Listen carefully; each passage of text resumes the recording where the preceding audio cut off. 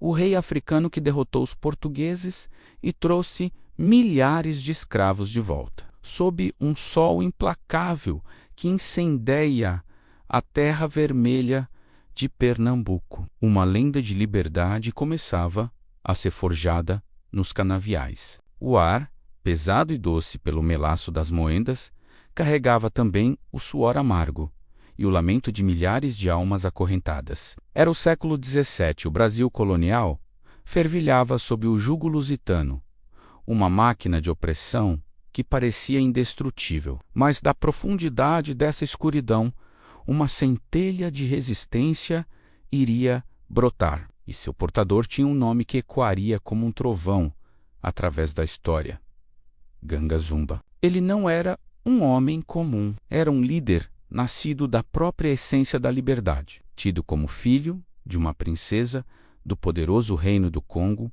e trazido à força para o cativeiro. Ganga Zumba carregava no sangue a herança de comando e a sabedoria ancestral de seu povo. Seu nome, um título majestoso, significava grande senhor, e a grandeza de seu espírito tornaria esse nome profético. Após escapar do cativeiro, suas pernas marcadas pelas correntes não o levaram para longe, mas sim em direção ao coração da resistência, o Quilombo dos Palmares. Palmares não era um simples refúgio de escravos fugidos. Era um reino, uma república fortificada, escondida na Serra da Barriga, com paliçadas, armadilhas e uma sociedade organizada que desafiava toda a lógica colonial. E foi neste bastião de esperança que Ganga Zumba ascendeu ao trono, tornando-se o primeiro grande líder de Palmares. O Zumba,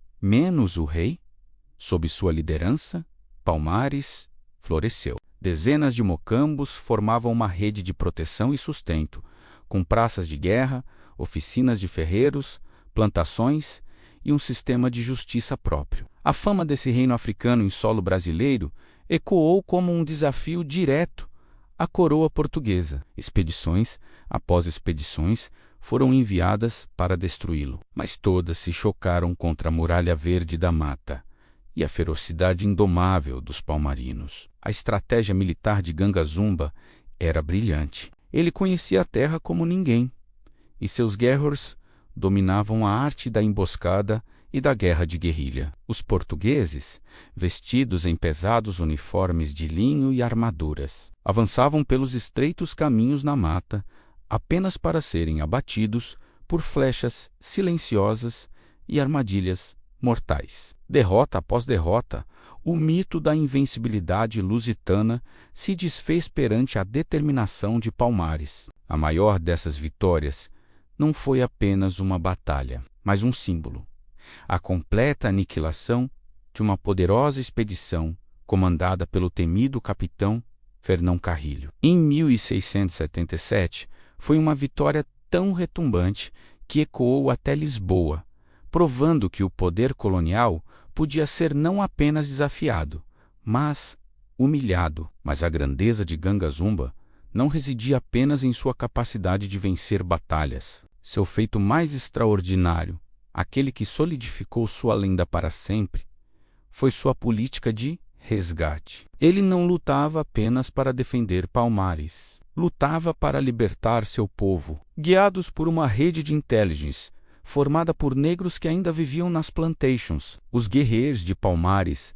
lançavam ataques ousados e precisos contra engenhos e vilas. Estes não eram meros ataques de pilhagem, eram missões de libertação. No clímax de seu poder, Ganga Zumba orquestrou uma série de investidas tão audaciosas que mudaram o mapa demográfico da capitania. Milhares de cativos foram arrancados das garras da escravidão e conduzidos em marchas triunfais através da mata, de volta à liberdade em Palmares. Homens, mulheres e crianças, cujos grilhões foram quebrados não por piedade, mas pela força de um rei que se recusava a esquecê-los. Imagine a cena: uma corrente humana de jubiloso movendo-se sob a copa das árvores, guiada pelos guerriers do rei, deixando para trás o som dos açoites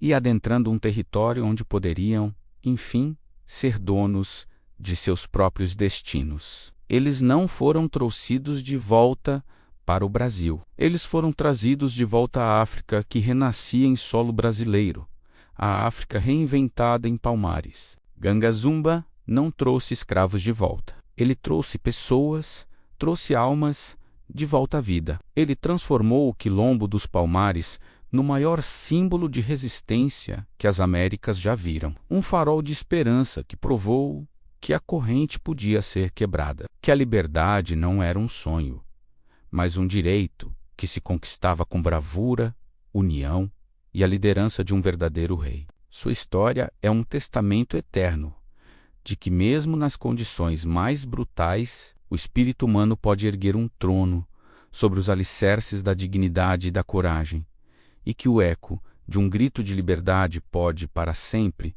silenciar o som das correntes. O legado de um trono forjado em liberdade, a vitória sobre a expedição de Carrilho, não foi apenas um triunfo militar. Foi um terremoto político. O estrondo dos canhões silenciados ecoou muito além da Serra da Barriga, atingindo os salões do poder em Recife e, eventualmente, atravessando o Atlântico até a corte de Lisboa. Pela primeira vez, a coroa portuguesa foi forçada a encarar Palmares não como um ajuntamento de foragidos, mas como uma nação soberana, um reino africano estabelecido em seu próprio território colonial. Com um exército disciplinado e um líder capaz de comandar tanto o respeito de seu povo quanto o temor de seus inimigos. O preço da derrota foi tão humilhante que forçou os portugueses a mudarem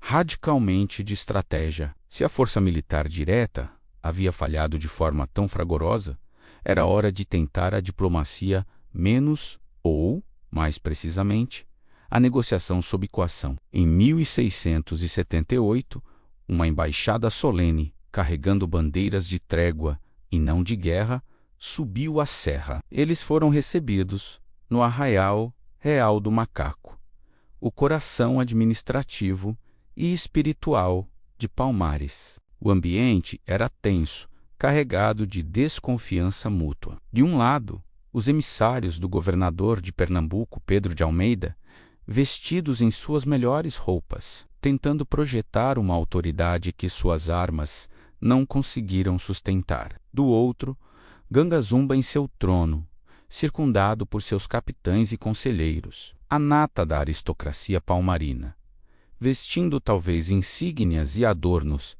que lembravam suas origens reais na África. A proposta portuguesa era complexa e traiçoeira. Em troca de uma paz definitiva, a coroa oferecia a liberdade total para todos os nascidos em Palmares. Oferecia as terras do Vale do Cucal, férteis e vastas, para que o povo de Ganga Zumba pudesse viver em autonomia, longe da serra acidentada. Era a legitimação do reino, um reconhecimento tácito de sua soberania. Para muitos dos quilombolas, exaustos de décadas de guerras incessantes, soou como uma vitória absoluta. Eles haviam conquistado, na mesa de negociações, o que sempre lutaram para ter: o direito de existir em paz e liberdade. Ganga Zumba, o estadista, viu na proposta uma oportunidade histórica. Era a chance de transformar a resistência permanente em uma nação estável, de trocar a incerteza dos conflitos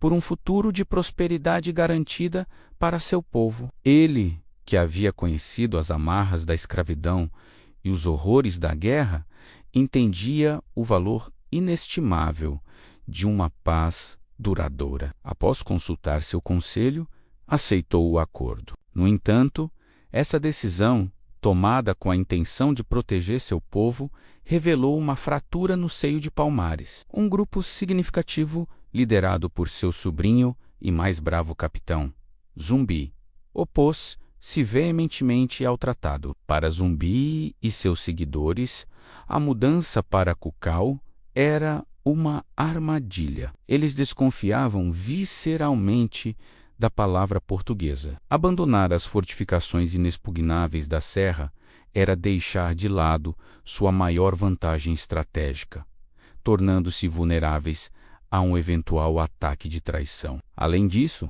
o acordo não libertava os escravos que fugissem no futuro, apenas consagrava a liberdade daqueles já livres em Palmares. Para Zumbi, isso era um pacto com o diabo, uma traição ao princípio fundamental que deu origem ao Quilombo: ser um porto seguro permanente para todos os escravizados que ousassem fugir, não apenas para um grupo seleto. A saída de Gangazumba e de parte de seu povo para Cucal foi, portanto, um momento de profunda divisão. Não foi um exílio, mas uma cisão estratégica e ideológica. A narrativa de que ele foi envenenado por portugueses após a mudança, enquanto é uma possibilidade histórica, também serve como uma poderosa metáfora para o amargor de seu destino. O homem que unificou Palmares e o levou ao ápice de seu poder viu-se, no final de sua vida,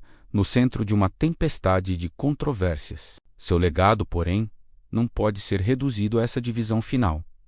Gangazumba foi o arquiteto da grandeza de Palmares. Foi ele quem transformou um aglomerado de mocambos em uma verdadeira federação, com uma capital, um exército permanente, um sistema de produção e comércio e uma identidade política coesa. Suas vitórias militares foram fundamentais para garantir a sobrevivência e a expansão do Quilombo. Sua coragem em negociar de igual para igual com a coroa portuguesa foi um ato de audácia sem precedentes nas Américas. Mais importante ainda foi a política de libertação em massa idealizada e executada sob seu comando, que constitui seu feito mais sublime. Cada ataque bem-sucedido a um engenho, cada leva de milhares de cativos resgatados e conduzidos em segurança para a serra, foi um golpe direto no coração do sistema escravista.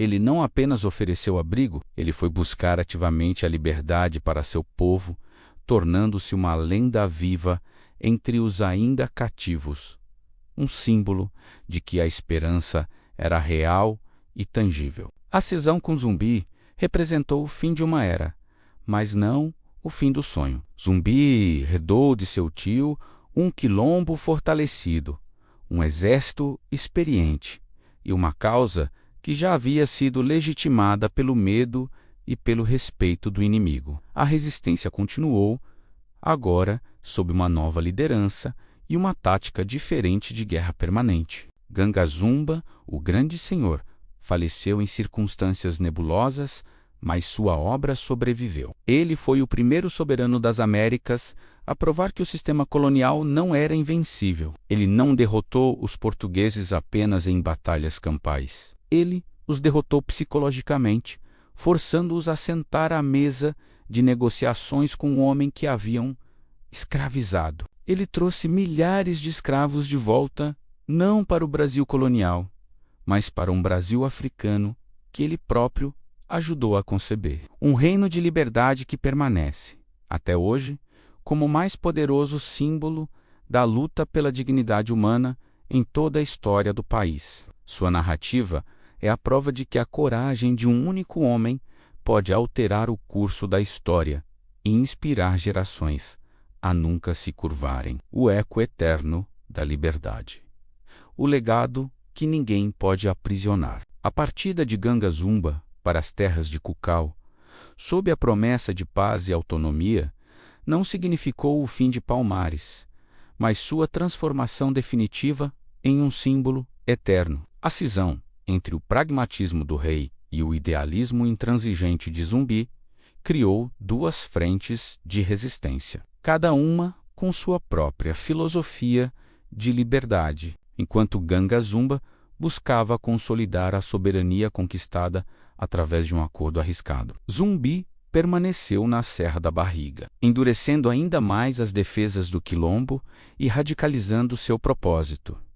Palmares não seria um reino isolado, mas uma fortaleza inexpugnável, dedicada à guerra permanente pela libertação de todos os cativos. O destino de Ganga Zumba em Cucal permanece envolto nas brumas do tempo e da desconfiança. A narrativa do envenenamento por parte dos portugueses, seja ela factual ou simbólica, encapsula a tragédia de sua escolha final. Foi a amarga colheita da desconfiança que sempre pairou sobre o acordo, seja por traição direta ou por um ato de violência de algum senhor de engenho local que nunca aceitou a presença de um rei negro em terras tão próximas. Sua morte representou o fracasso da via diplomática naquele momento. A promessa de Cucal revelou-se, para seus críticos, uma cilada fatal. No entanto, mesmo em seu suposto fracasso, Ganga Zumba legou uma lição estratégica crucial.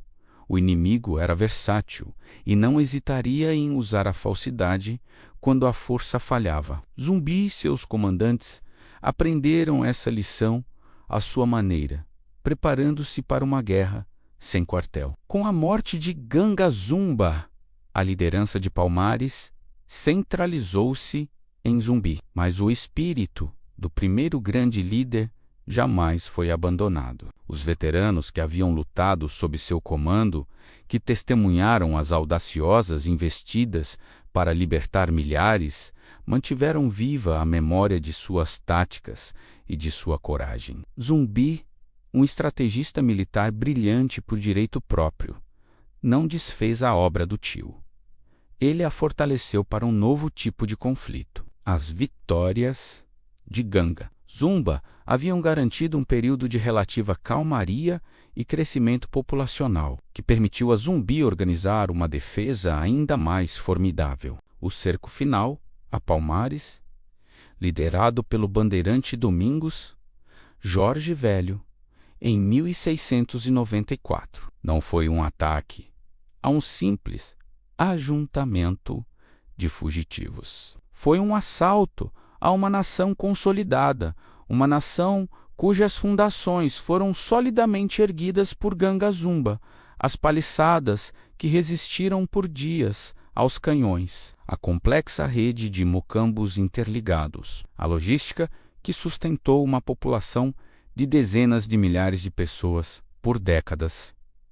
Tudo isso era parte da estrutura administrativa e militar que o primeiro Zumba havia ajudado a criar. A resistência feroz que findou com a queda do macaco foi o último ato de uma epopeia que começara sob a liderança daquele que ousou desafiar o poder colonial e, mesmo que por um breve período, venceu. O verdadeiro legado de Ganga Zumba, no entanto, transcende em muito a queda física do quilombo. Sua história tornou-se um vírus da liberdade, impossível de ser contido. Cada escravo que nas décadas e séculos seguintes ouviu sussurrada a história do rei do Palmares, que derrotou os portugueses e trouxe seu povo de volta para a liberdade, sentiu acender uma chama de possibilidade. Ganga Zumba tornou-se uma figura arquetípica, um proof of concept histórico de que a liberdade era conquistável. Sua lenda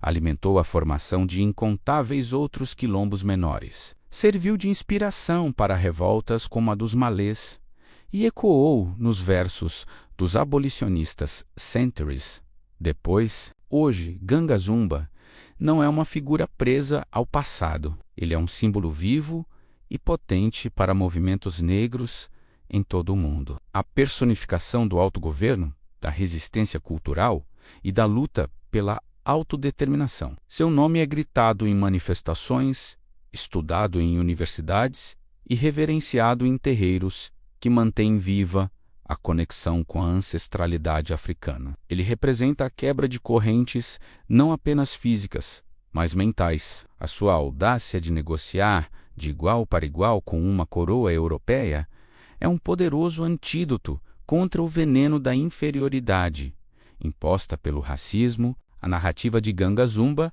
é, portanto, um convite permanente à reflexão sobre os complexos caminhos da libertação. Ele não foi um personagem unidimensional. Foi um líder que enfrentou dilemas profundos, cometeu apostas arriscadas e cujo legado é disputado, mas justamente por isso, sua humanidade ressoa com tanto poder. Ele nos lembra que a história da diáspora africana não é uma história passiva de sofrimento, mas uma saga ativa de coragem, estratégia, reinado e resiliência. O rei que derrotou os portugueses e trouxe milhares de volta para a liberdade pode ter falecido há séculos, mas o trono que ele forjou na Serra da Barriga permanece intocado. Não é um trono feito de madeira ou ouro, mas sim de vontade indomável. Está entronizado no coração de todos aqueles que se recusam a se curvar, que se erguem contra a opressão e que acreditam, contra todas as adversidades, que a liberdade é o destino inevitável de seu povo. Ganga Zumba vive toda vez que um jovem negro levanta a cabeça com orgulho de sua herança. Toda vez que uma comunidade se organiza para resistir, toda vez que o grito por justiça ecoa mais alto que o som das correntes do passado. Sua vitória nunca foi sobreviver. Sua vitória foi eternizar-se como um ideal.